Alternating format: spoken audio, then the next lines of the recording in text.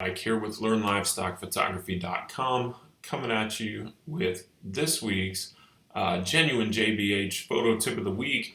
If you've been following us, you know we call these trips tips after our dog trip.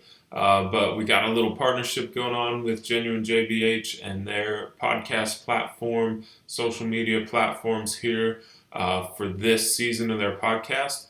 And so we're going to be sharing some tips, short tips on their channel, and on our channels we're going to go ahead and show you the long version of the tip that we're talking about. So this week's tip is about halter placement, and when you're taking those animals photos on the halter, as you might see if you watch Brad's IGTV video this week, you've got to be careful about where the tail of this rope, if you look here at my mouse, where the tail of this rope is in the image. And so I'm going to talk through this and edit it for you. So what we've got going on is a cow that we pictured on the halter, and because this is a cow, she's pretty big, right? It's hard to get this halter up out of the picture, but what we want to do is have the tail of that rope coming straight up towards the sky as much as possible. So if I just drew a line here, we want to have that rope running like this. And because this is a lot easier to get out than this, where it goes through all of that background, that's going to be really rough to get this edited. And so we'll have to take some special care to do that.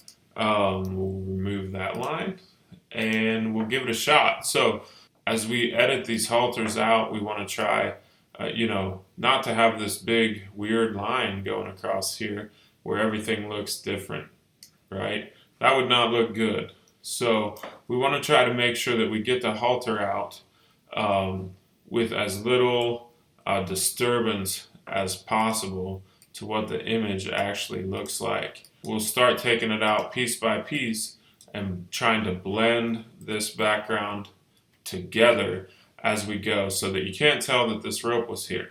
And so if you zoom in on this, you can easily see that, this is going to get pretty murky and muddy because it's going to be hard to match the background that you're replacing with a different background.